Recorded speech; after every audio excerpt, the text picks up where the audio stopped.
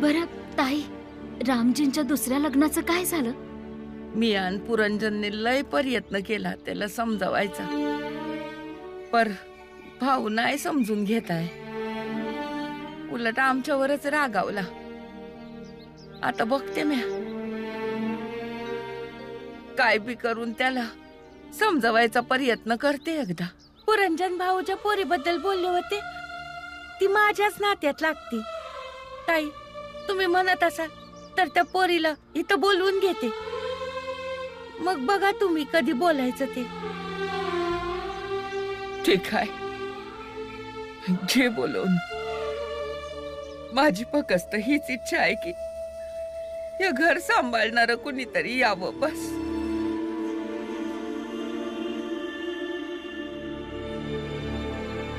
रामजी, चहा पिऊन घ्या की.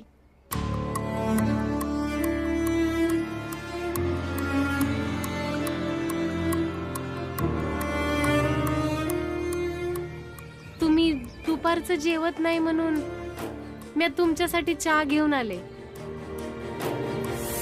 प्या की.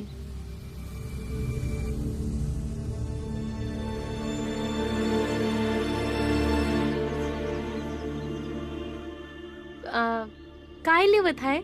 काय नाही, पोरांच्या शाळेचा खर्च, बहिणीच्या औषधाचा खर्च, दूध, भाजी, हेच समजा लिहत होतो, जेणेकरून काही इसरायला नको. जर पोरासनी त्यांच्या येळेप्रमाणे समज मिळालं तर बरं आहे ना. लिहलं तर बरं होईल ना. समध्यांची काळजी बी घ्यायला लागते ना मलाच. बरं, ते समज सोडा की, चहा पिऊन घ्या की. हे बघा, तुम्ही इथं नका बसू, नाहीतर बाकीचे काय विचार करतील.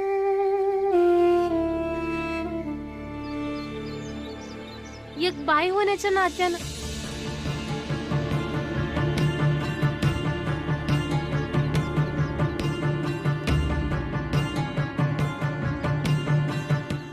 एका बाईच्या मनाला विचाराल तर जे पुरुष आपल्या कुटुंबाची एवढ्या बारकाईनं काळजी करतात, त्यो पुरुष माझ्या नजरेत समद्यांच्या वरती आणि चांगलं असतात. लोक आपल्याबद्दल काय बोलतात, काय विचार करतात, तो आपण विचार नाही केला पाहिजे. तुम्ही चहा पिऊन घ्या.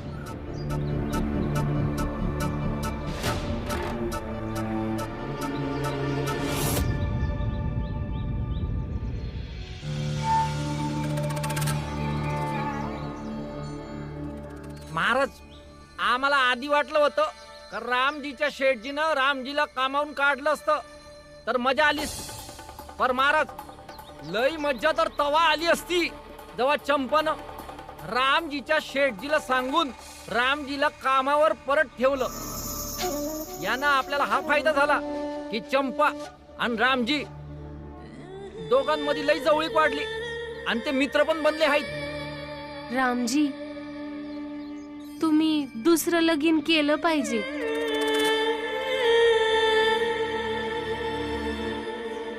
नाही, ते मी नाही करू शकत.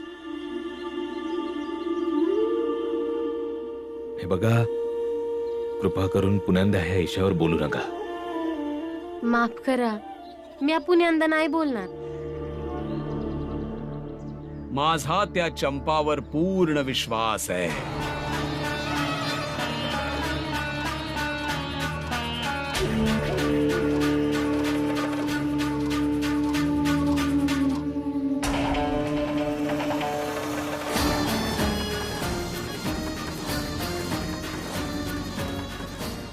भीमराव हसतोय.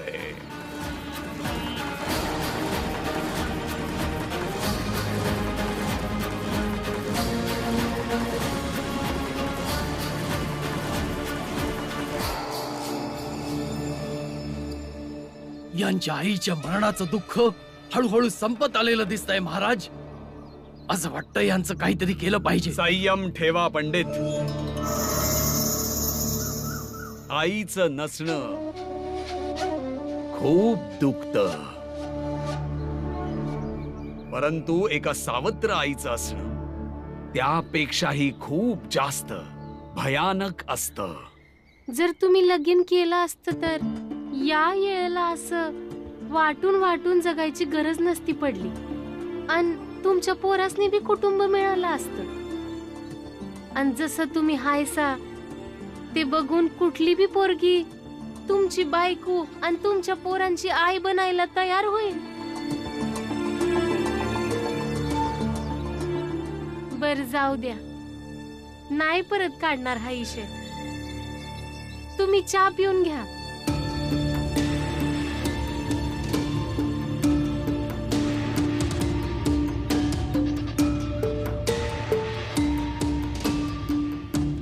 होऊ दे त्या चंपाला भीमरावाची दुसरी आई.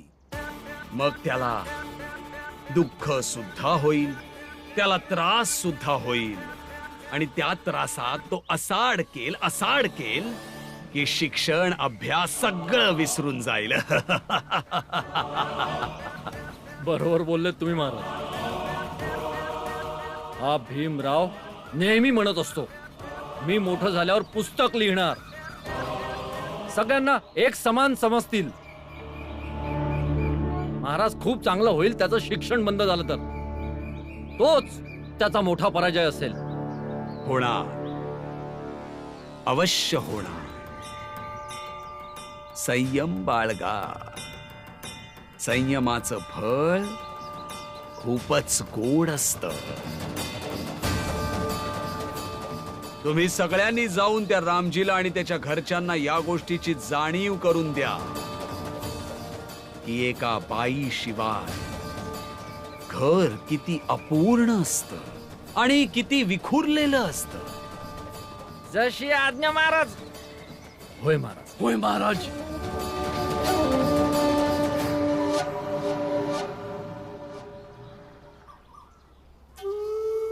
बस. लय दुखतय. बस बाळा बस. तुमचे बी हात दुखायला लागतील. किती मालिश करणार हाय?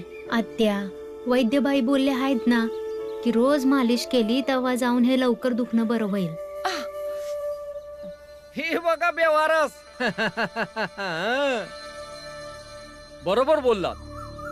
आता या घरात फक्त एकच बाई राहिली आहे, आणि ती पण लंगडी, जी सतत स्वतःची सेवा करून घेत असते. बघा शेठजी, बाईचं असणं किती गरजेचं असतं. जेव्हा या पोरांची आई होती तेव्हा हे घर किती साफ सुथरं असायचं, आणि आता भंगार झालाय भंगार. वय जर आमचं घर भंगार बनलं असेल तर त्याचं तुम्हाला काय? आनंद, ते तर तसंच, नाहीतर आमासनी काय.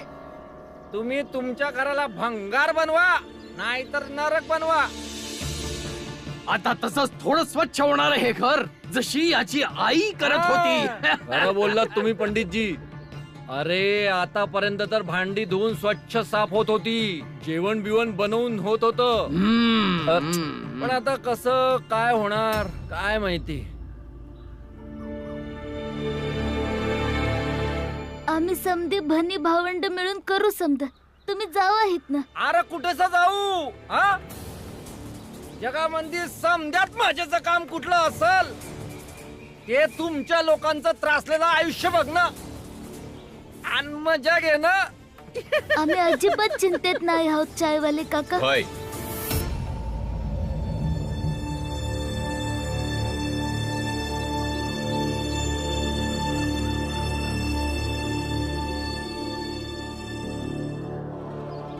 आणि असल भी तर त्यांचा बाप अजून चिता आहे.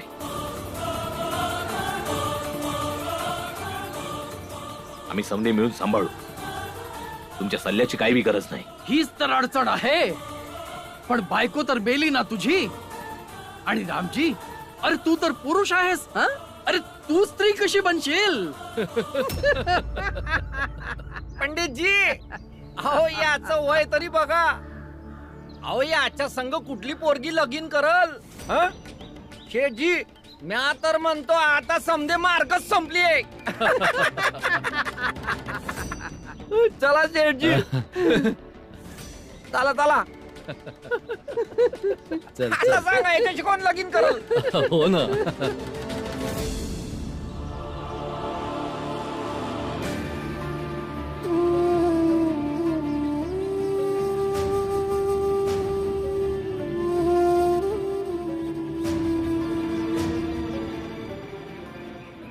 मी आता आलोय. मी समज काय करीन. ह्याही तुम्ही जे जे करत होता ते करा. बाबा मी समद करीन, तुम्ही आराम करा. मंजुळा, जेव्हा आई होती तेव्हा तू काय करायचीस? तवा गोष्ट वेगळी होती बाबा. नाही, तीच गोष्ट आता बी करायची आहे. मला सांगा, तुम्ही समधी पोरं ह्याला काय काय करायचा? म्या न तुळसा अभ्यास करायचो, आनंद दादा अन भीम खेळायचे, अन मग आई समद काही करायची. तर आम्ही दोघी बहिणी भाजी कापायचो, अन तवा मग भीम अन आनंद दादा अभ्यास करायचे. मग आता बी तसंच होणार. तुम्ही दोघांनी अभ्यास करा. भीम, आनंद जा खेळायला. पण बाबा, हे बघा बाळांनो, म्या तुमच्या समध्यांचा बाप. बापाच्या जबाबदाऱ्या पार पाडायला मला एकदा भी मागं नाही हटायचं आहे. आणि मला हे अजिबात नको आहे की कोणीतरी तुमची मस्करी करावी, की आई मेल्यानंतर बापानं पोरासनी घरच्या कामासाठी झुपलं आहे. मी आशा करतो की एका बापाच्या जबाबदाऱ्या पार पाडण्याच्या लढाईत तुम्ही समधी मला हारू नाही देणार, माझी मदत कराल.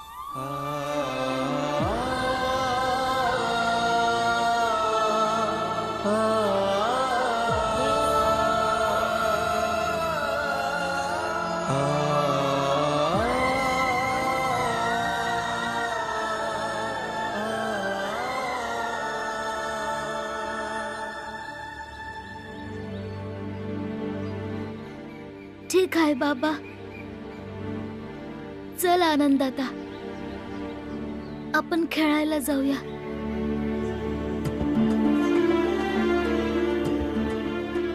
चल तुळसा, आपण अभ्यास करू. जेव्हा भाजी कापायची वेळ येईल तेव्हा आपण येऊ.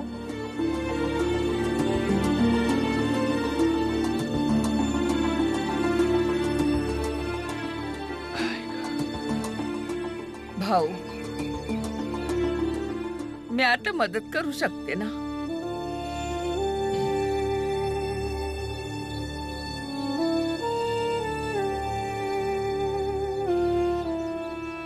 मीरा, आज भीमाबाई जिती असती तर तिनं तुला काम करू दिलं असतं? नाही ना? आराम कर. जेव्हा तू पूर्णपणे बरी होशील तेव्हा काम कर. हा,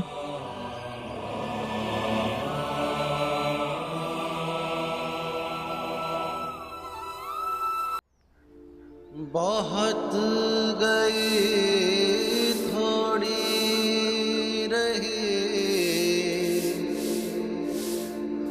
व्याकुल मन मत हो, धीरज सबका मित्र है, करे कमाई न खोए, करे कमाई न खोए.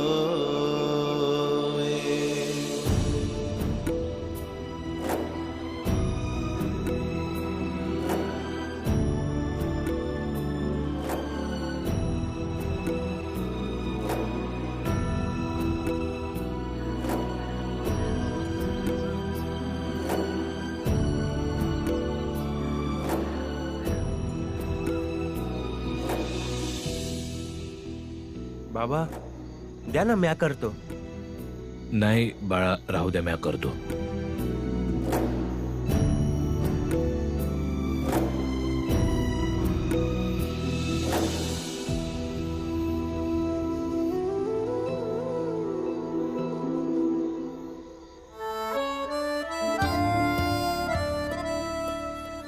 जसा असमद झाला आहे तसंच सतत होत राहील.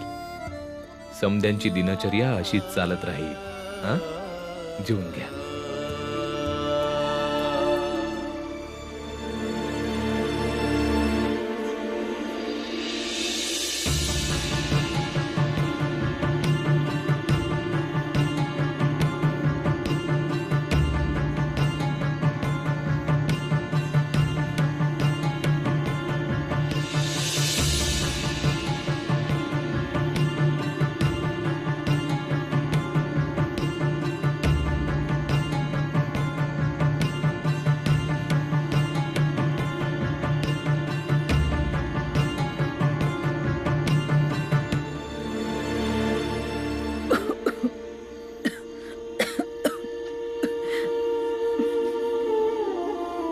सांभाळून. काय झालं आनंद? काय नाही.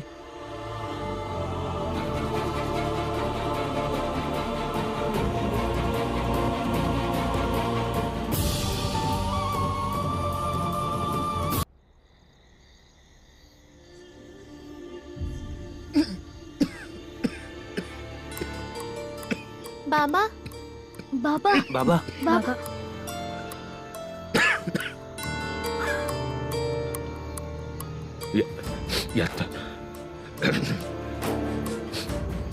यात तर लय मसाला झालाय.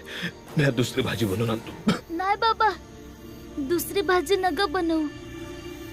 जे आहे जसं आहे तसंच खाऊ आम्ही. पर बाळा, एवढी तिखट भाजी खाल्लीस तर तब्येत बिघडून जाईल. नाही बाबा, नाही बिघडणार तब्येत. आणि आई म्हणायची कडू आणि तिखट गोष्ट बिगी बिगी खाल्ली तर त्याची चव जीभवर नाही राहत. वय बाबा, तसंच खाऊया. तुम्ही नका बनवू. भाऊ, जर तू या पोरांचा चांगला बाप आहेस ना, तर ही पोरं तुझी समद्यात गुणी पोरं आहेत.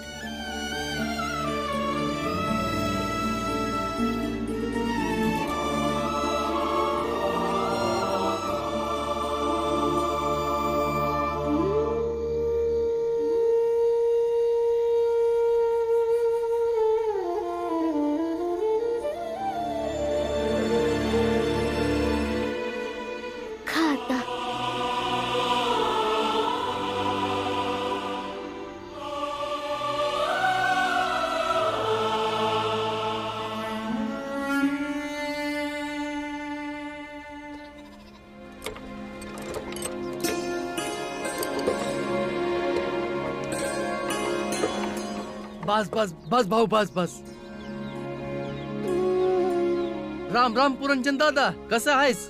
नमस्कार. बस एकदम ठीक. तू मला यायला काही त्रास, काही अडचण नाही आली ना? अरे कसलाच त्रास झाला नाही. ये बाळा, सांभाळ.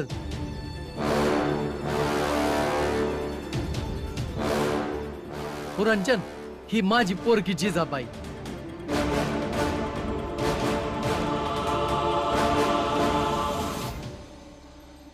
आली काय? नमस्कार काका. नमस्कार जिजाबाई. ओळखलंस मला? म्या तुझी वहिनी, चंद्रकला वहिनी. बरं झालं तू आलीस. काका, चांगली येळ बघून हिला आपण रामजीला दाखवूया. हा? आणि हा, रामजी भाऊ अजून लग्नाला तयार नाही आहेत. पर तू आता आली आहेस ना, तर हळूहळू त्यासनी तयार बी करूया. बस हे मनात पक्क कर तू की हिथं तुला रामजी भाऊंबरोबर नवं आयुष्य सुरू करायचंय. कळलं का?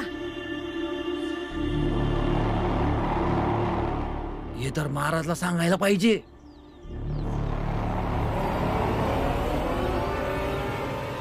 महाराज वाईट झालं, महाराज वाईट झालं, वाईट झालं महाराज, वाईट झालं.